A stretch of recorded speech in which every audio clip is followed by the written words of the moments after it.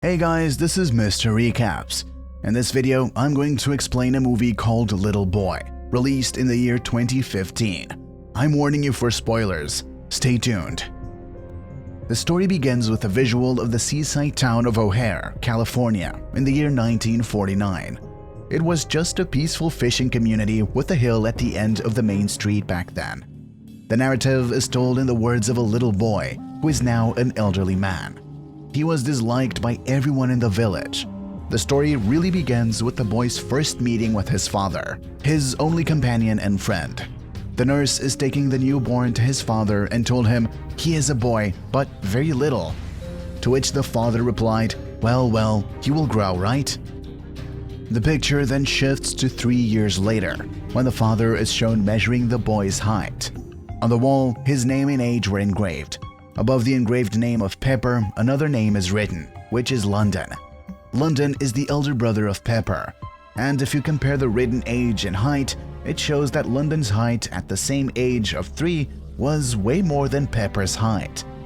Pepper wanted to be just like his father and do everything he did. Pepper was spotted riding a bicycle with his father, who was assisting him in driving. On the way, Pepper's father left him alone to drive, but he tripped and fractured his hand. His father expressed his admiration for him. He told Pepper that he had handled the pain like a hero. He further added that Pepper reminds him of another hero, Ben Eagle, the magician. He took Pepper and set him on his leg, then began to tell him the tale. They were both so engrossed in the narrative that they didn't even notice his mother's voice. She is always there to snap them back to reality. It's time to go to bed. Pepper's elder brother, London, is old enough to be ready for recruitment in the war. On the other hand, the war continued to rage. The enemy has entered the United States of America. Everyone was pinching in and helping out. Uncle Sam had the entire gang of teenagers lined up and ready to battle. He called him Bushby, London. Sorry, son.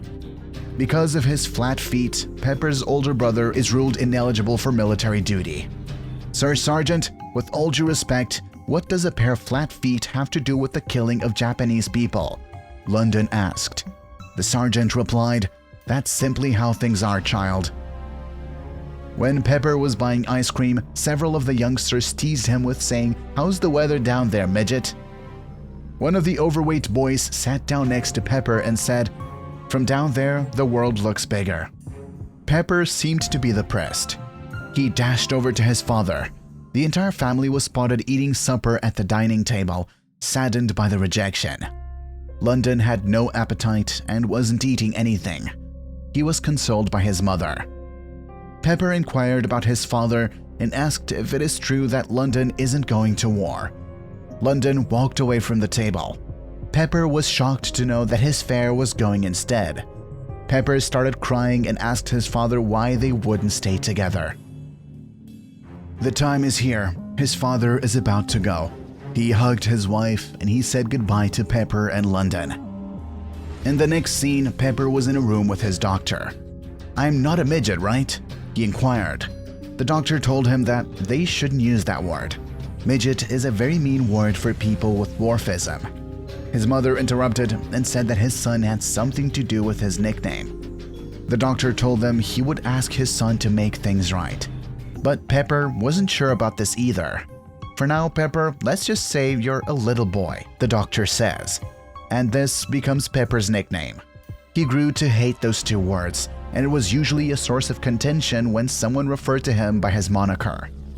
Pepper was very excited as his father would be coming soon. He got some money from his brother and got a new pair of boots for his father. These are the same shoes his father wanted to buy long ago. Now the story splits. On one end, an armed force representative visits his mother to tell her about the capture of her husband by Japanese forces. On the second hand, Pepper is being bullied by a group of young boys. They lock him in a trash can. The family grieves for the missing father.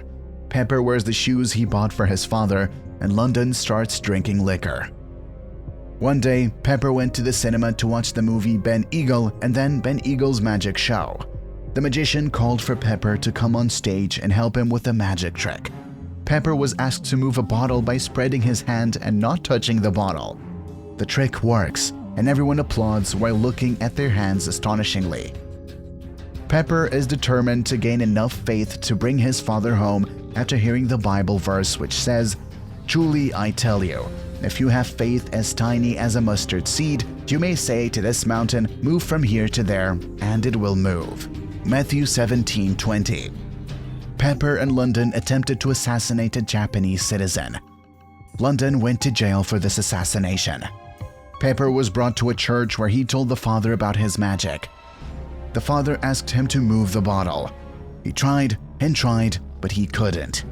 And his friend and mentor, Father Oliver, warns and tells him that faith is useless to someone who harbors hatred. Pepper is initially hesitant to follow this advice because of the anti-Japanese sentiment he has internalized, which has become prevalent in this society. But as he gets to know Hashimoto, a Japanese living with them in the society, he begins to appreciate their companionship and learns from Hashimoto how to stand up to all those who bully him about his height. Pepper was given a list of tasks by Father Oliver, like feeding the hungry, sheltering the homeless, visiting those in prison, dressing the naked, visiting the sick, and burying the dead. Pepper is advised by Father Oliver to be friends with Hashimoto, to which Pepper replied and asked what that Japanese guy exactly has to do with anything. Father Oliver replies, "Everything. If you have even a smidgen of hatred in you, your faith will fail." Pepper agrees and says that he will do whatever it takes to bring his father back. On his church father's advice, Pepper went to Hashimoto's home and apologized to him, also offering him soda on a very hot day. And all Hashimoto did was throw it in the trash. After a few attempts, he was able to become his friend. He went to jail to meet London and told him about his friend Hashimoto. London wasn't happy with his friendship. On the way back to home, the same group of young boys started chasing Pepper. He was running when Hashimoto came and saved him from them. Hashimoto also assisted him in completing a few of the tasks assigned to him by the father Oliver. Dr. Fox, along with his son, came to Pepper's home to pay his respects. Dr. Fox's son was one of the young boys who used to tease Pepper. The family was having lunch with Dr. Fox and his son Freddy. Suddenly, the boy went to Pepper's room and snatched his task list and asked him to get it back if he could. Hashimoto told Pepper about this. Pepper said he wants the list back. Hashimoto told him that if he needed it so badly, he should get it back from him. "But how?" Pepper asked. "He is bigger than me. Everybody is bigger than me," he says. Hashimoto asked him to stand up so that he could see how small he was and compares him to someone called Masao Kume. Pepper inquired about Masao Kume. Hashimoto took out a book and began telling him about this warrior. Masao Kume was a servant who was small and helpless. It was during this period that the Mongols conquered Japan. They had this gigantic Buka. They put out a challenge. Anyone who could defeat Buka in battle would leave Japan and never return. He defeated Buka. Nothing, according to Masao Kume, was stronger than the will, the willingness to confront one's fears and to take action. Hashimoto asked Pepper to stand up. "Now, don't take your measurements from your head to the ground. Take your measurements from your head to the sky. That makes you the town's tallest boy." Pepper went to Freddy to retrieve his work list, and he was successful. If Pepper wanted to complete his one task, his mother advised him to bring a friend. Pepper called Hashimoto to his house and his friend. When London returned home from jail, they were eating lunch. He dashed into his room, bringing a rifle with him in order to assassinate Hashimoto. His mother was attempting to intervene. Hashimoto is asked to leave his home by London. Pepper was inconsolably upset and huddled up next to his mother. London told his mother that a Japanese would not be allowed to sit in his father's chair. In the next scene, London approached Pepper when he was strolling with Hashimoto and attempted to tug him along. London told Pepper that if he wanted to help his father, he needed to quit hanging out with that rat, and that the stupid priest crammed a bunch of fairy stories in his mind. Pepper replied that he can bring Dad back. London asked how. Pepper mentioned, Like with the mustard seed, you can move a mountain. His brother replied with disbelief. Do you want to move a mountain? There's one, go ahead, move it, move it. And he did. The earth was trembling and big buildings were crackling. The attitude of everyone changes towards the little boy after this incident. Everyone thought that the little boy caused the earthquake until it was mentioned in a newspaper that said, "The greatest power that man has ever known has been released." Pepper said with delight, "I did it."